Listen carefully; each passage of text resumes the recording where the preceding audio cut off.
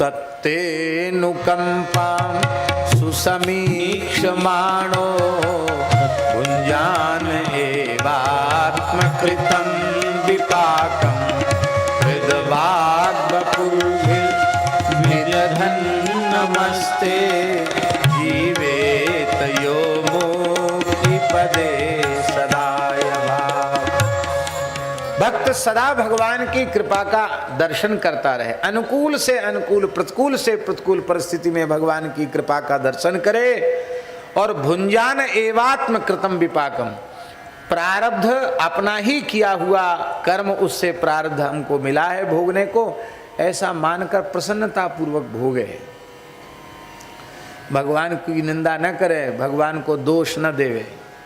हमारे महाराज जी कहते थे कि एक राजा था, गया था घूमने फिरने सैर करने, तो एक खेत की मेड़ पर बैठ गया और अपने गुलाम से कहा, उसने ए जाओ ककड़ी तोड़ के ले आओ। अब ककड़ी ले आया बेचारा, उसका तो क्यों, तो सेवक है, आज्ञा पालन करना उसका धर्म है। वो ककड़ी ले आया, वो ककड़ी राजा ने खाई तो बड़ी कड़वी ककड़ी। कोई कोई देखा होगा लौकी कड़वी ककड़ी बहुत कड़वी होती, बहुत भारी कड़वी। तो राजा ने खा करके एक ग्रास खाया, थू थू करके थूक दिया, कुल्ला किया, और उसे ही खाई हुई ककड़ी उस गुलाम को, खा जाए इसको। उसने न नाक सिकोड़ी, न मुंह सिकोड़ी, न भौं सिकोड़ा, पूरी कड़वी ककड़ी खा गया। तो राजा को बड़ा आश्चर्य हुआ। राजा ने कहा, भले आदमी, हम तो एक ग्रास नहीं खा सके, हमको थूकना पड़ा, कुल्ला करना पड़ा, इसके बाद भी मेरा मुंह भयंकर कड़वा है अब तक, और क्या तेरे लिए ककड़ी मीठी हो गई? उसने कहा, नहीं हजूर, ककड़ी तो जैसी थी वैसी ही रही, ककड़ी मीठी है, हमारे लिए क्यों मीठी हो जाएगी ककड़ी? अरे भाई कड़वी है, उसकी प्रकृति ही कड़वी है, तो मेरे लिए मीठी कैसे होगी? मेरे लिए भी कड़वी ही थी, फिर तू खा कैसे गया? उसने कहा, मैं केवल इस विचार से खा गया कि जो मेरे मालिक इतने उदार हैं, हमको बढ़िया बढ़िया पकवान मिष्ठान खाने के लिए देते हैं, अब कभी कृपा करके कड़वी ककड़ी भी खाने को दे दें। तो जिस स्वाद से हलवा पूड़ी कचौड़ी गुलाब जामुन इमरती खाई है, उसी स्वाद से कड़वी ककड़ी भी खानी चाहिए, क्योंकि उसमें भी हमारा कोई हित ही होगा। तो महाराज जी कहते थे कि एक गुलाम अपने मालिक के प्रति इतना कृतज्ञ हो सकता है, तो हम श्री ठाकुर जी के सेवक हैं, उनके दास हैं, हमें भगवान के प्रति कितना कृतज्ञ होना चाहिए। जीवन में प्रतिकूल परिस्थिति भी आ जाए तो उसमें भी भगवान की कृपा का अनुसंधान करे। भुंजान एवात्म कृतम विपाकम। एक महात्मा थे, भगवत प्राप्त संत थे, श्री हरे राम बाबा। हमारे महाराज जी के पास रहे वो, और बड़ा विलक्षण जीवन था। उनके पद भी हैं, हम कभी कभी गाते भी हैं उनके पद, बहुत सुंदर पद हैं। महाराज जी ने करुण पुकार नाम से उनके पद छपाए। और एक जगह रहते नहीं थे महात्मा, वो विचरण करते रहते, जहां मन लगा वहीं।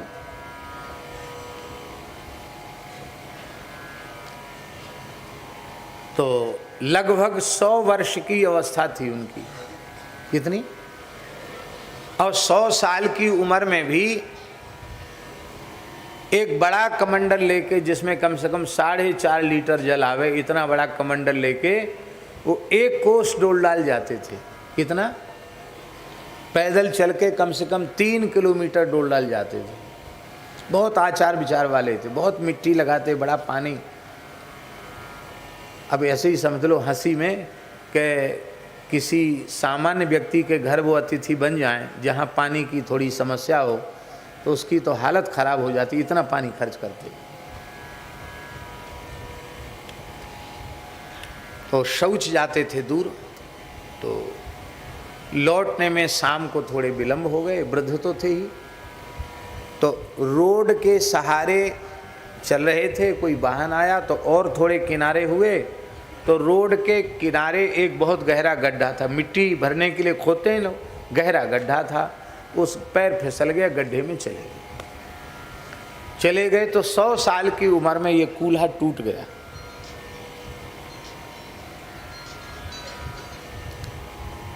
और कूल्हा टूट गया तो लोग गांव वाले देखा बाबा जी आए नहीं, तो जिस गांव में रुके थे गांव वाले खोजने गए, तो बाबा जी को उठा के लाए, बोले चलो हॉस्पिटल ले जाएंगे।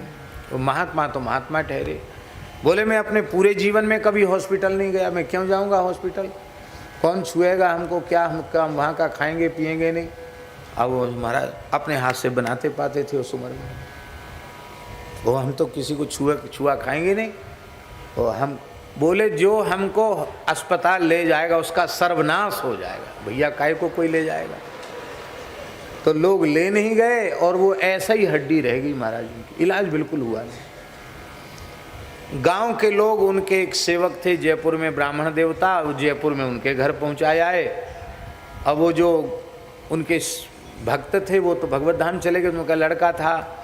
अब उन बेचारों को कितना फुर्सत मिले सेवा में, तो वो उतना ध्यान नहीं दे पाते थे। तो उन्होंने कहा कि हमको सुदामा कुटी पूज्य श्री गणेश दास जी भक्तमाली जी के पास हमको पहुंचा दो। तो वो लोग वहां पहुंचा गए। बाबा आ गए महाराज जी के पास, तो महाराज जी बोले भगवान की बहुत भारी कृपा हुई जो बाबा का कूल्हा टूट गया।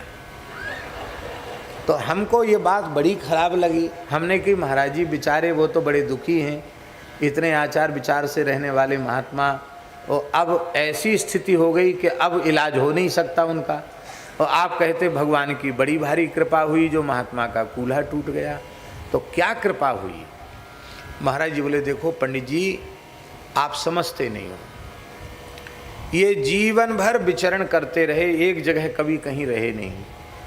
अब भगवान राधा रानी बिहारी जी इनको वृंदावन धाम की रज प्रदान करना चाहते हैं, तो अब तो बेचारे चाह कर भी कहीं जा सकते नहीं, तो अब धाम में ही पड़े रहेंगे। और ऐसे भगवत प्राप्त संत की सेवा का सौभाग्य हम लोगों को मिलेगा, तो हम लोग प्रेम से इनकी सेवा करें। और ये भगवान की कृपा है, शरीर का कोई प्रारब्ध है, इसका भोग हो जाएगा। और 104 वर्ष की आयु में भी भगवत धाम गए, 4 साल उसी स्थिति में रहे, बाद में ठीक हो गए। ठीक का मतलब चलने में तो समर्थ नहीं थे, हम लोग उनको खिसका करके ले जाते थे शौचालय में, और उनको स्नान भी कराना, उनकी लंगोटी भी बदलना, क्योंकि सब काम पराधीन था, और फिर कई बार उनको अपने हाथ से पवाना भी। और बाबा गाली देते थे, बाबा तो बाबा ठहरे, बाबा गाली देते थे, आशीर्वाद तो कभी नहीं देते। हाँ, बाबा को प्रणाम किया, बाबा आशीर्वाद दीजिए, जा बच्चा तेरा नाश हो।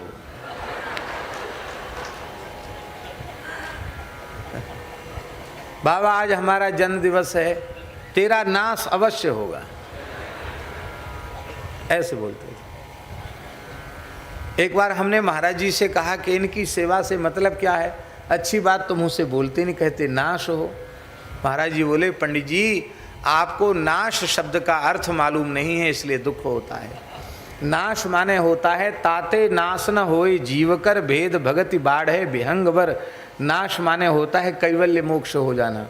बाबा कहते संसार का चक्र छूट जाए, तुम्हारा मोक्ष हो जाए, ये अर्थ है नाश का है। और आप समझ रहे हो नाश महात्माओं की लीला है। और जिस दिन वो बाबा शरीर अपना छोड़ने वाले थे, उस दिन स्नान कराने की सेवा भगवत कृपा से दास को प्राप्त हुई। हम ही उनको खिसका के ले गए, शौच कराया, शुद्धि कराई, स्नान। अच्छा, इतने विलक्षण महात्मा थे, शुद्धि हमने की उनकी, और मिट्टी से हाथ खुद धो रहे हैं। बाबा आपने हाथ ही नहीं लगाए तो मिट्टी, अरे बोले बच्चा जीवन भर का अभ्यास, खूब मिट्टी लगाते, जीवन भर का अभ्यास है। और खूब नहाते, खूब जल से नहाते, खूब जल और लाओ और नहवाओ, ठंड में भी खूब नहाते, सर्दी में। तो उनको थोड़ा खींच कर ले जाना पड़ता, तो फिर उसमें थोड़ा कष्ट होता होगा, तो गाली देते थे। उस दिन बाबा कुछ बोले नहीं, तो मैंने बाबा से पूछा कि बाबा आज आप आशीर्वाद नहीं दे रहे हो। बाबा बोले बच्चा आज मुझे वैकुंठ जाना है, इसलिए मैंने अपनी मन की वृत्ति बटोर ली है, मैं राम राम कर रहा हूँ, छेड़ो मत मुझे।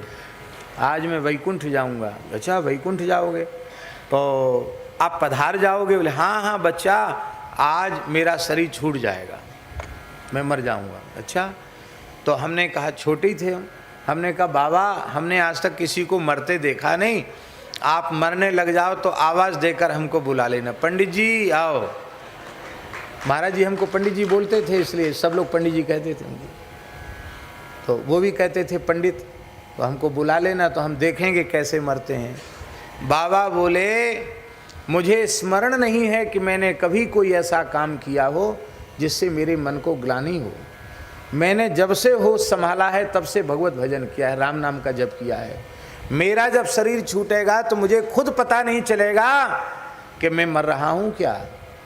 सुमन माल जिम कंठते गिरत न जाने नाग, ऐसे शरीर छूटेगा मेरा।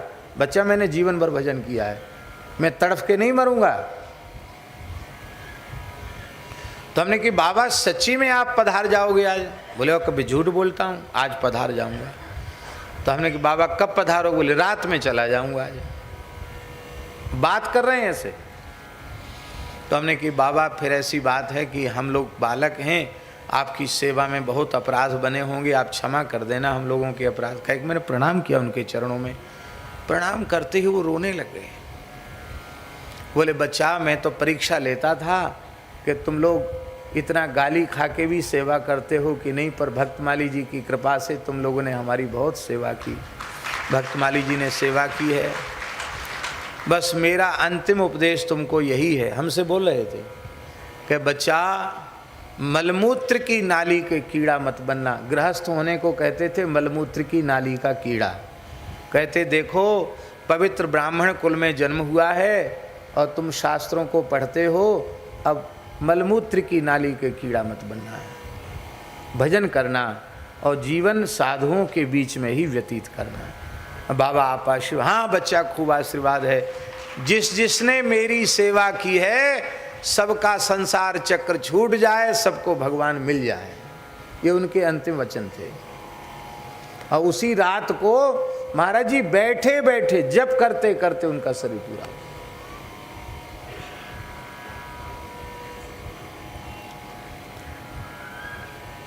अब देखिए हम तो कह रहे थे बड़ा बुरा हो गया, महात्मा का बुढ़ापे में कूल्हा टूट गया। महाराज जी बोले भगवान की कृपा हो गई, अब ये कहीं नहीं जाएंगे, अंतिम क्षण तक वृंदावन रहेंगे। ऐसा ही हो गया। भुंजान एवात्म कृतम विपाकम हृदवाग बपुरभिर विदधन नमस्ते। हृदय से, वाणी से, शरीर से भगवान और भगवान की विभूतियों को प्रणाम करता है। कहते वह मुक्ति पदे सदाय भाग, वो मुक्ति पद का अधिकारी हो जाता है। अथवा मुक्ति है चरण कमलों में जिनके, उनकी प्राप्ति का अधिकारी हो जाता है, उनके प्रेम की प्राप्ति का अधिकारी हो जाता है।